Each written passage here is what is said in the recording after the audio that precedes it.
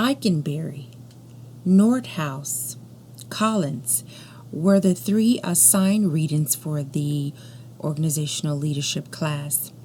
The three books were all full of valuable information that I will be able to use, that I will be able to put in my leadership arsenal for now and in the future. And just three great readings that I know that I'll be able to reference back to as things come up during my leadership time.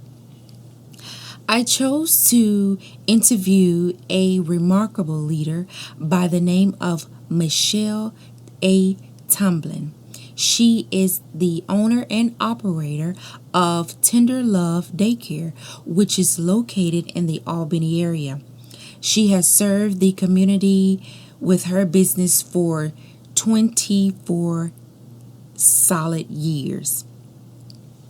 Her number of years of experience alone, it spoke to me. That was one of the reasons why I decided to actually interview her. She has seen it all. She's seen the good, the bad, the ugly, and the indifferent. She's been able to withstand the test of times, and she is definitely a leader in her own right. She started the business because she had, at the time before she started, she had two teenage daughters. They were in high school, and they both became moms at the same time. And so Michelle knew that she had to do something quick. She had to do something lucrative, and she had to do create an environment where she would be able to work from home and be able to keep her grandchildren at the same time.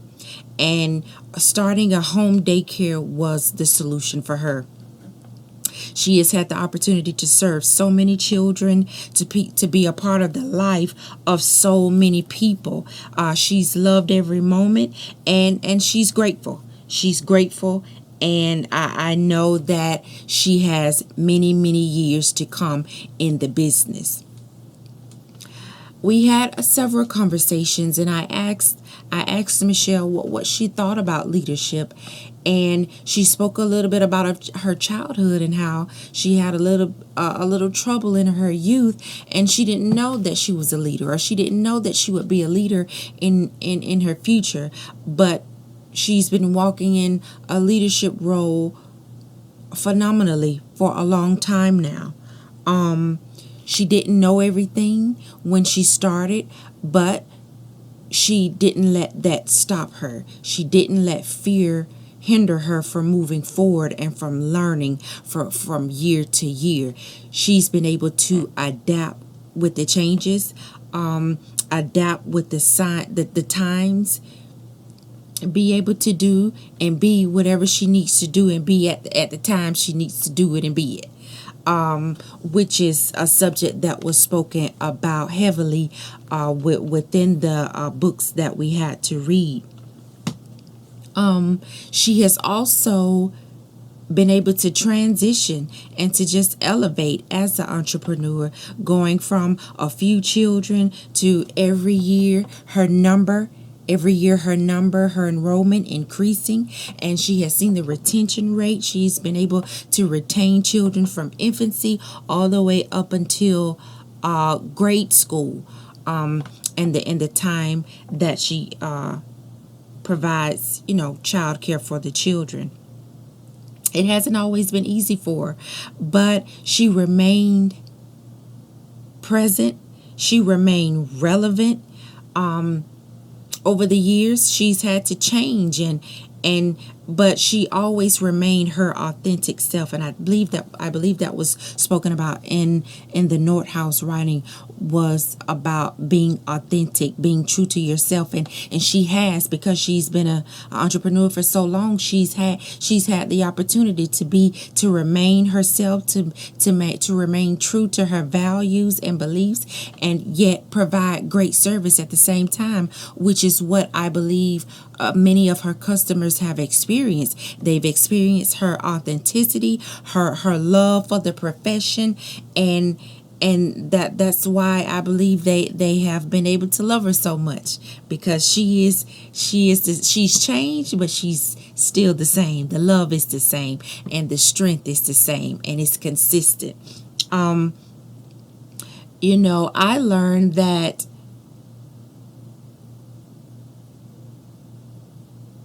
being an entrepreneur, being a leader is a good thing. It's a process. I know that was written in one of the texts, that it's a process. And I, throughout reading all of the books, I wondered, you know, are we born leaders, or can one become a great leader? And I just think it's a little bit of both of those things. It's a little bit of all of everything. We're people, we're human beings, we're learning, we're growing, we are changing, adapting, and I believe that I'll always be a forever learner, and that any leader should posture themselves, his or herself, to be a forever learner, because the only thing that is constant in this world is change. There is always something new, there's always a different innovation, there is always something else present, and we have to be able to adapt. We have to be able to adapt and thrive. I believe that we were all created to do well.